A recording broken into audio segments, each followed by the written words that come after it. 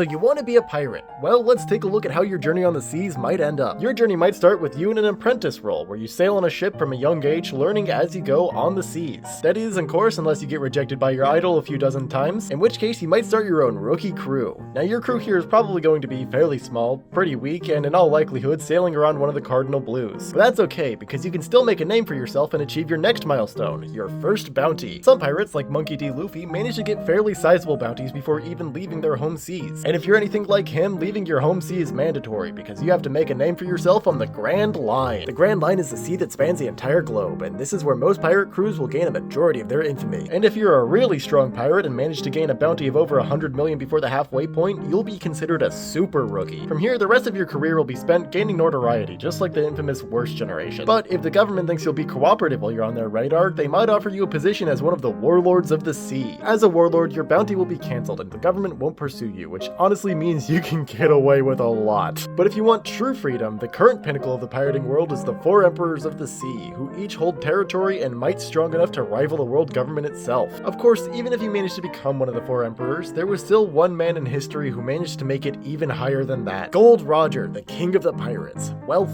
fame, power, he attained this and everything else the world had to offer, and he left all of his treasure in one place. And if you want to be the next king of the pirates, you're gonna have to be the one that finds it at the end of the Grand Line. Of course, that's also assuming you don't get scooped up by a rival crew in a davy back fight before even making it halfway across the Grand Line, but that's the risk you've gotta take.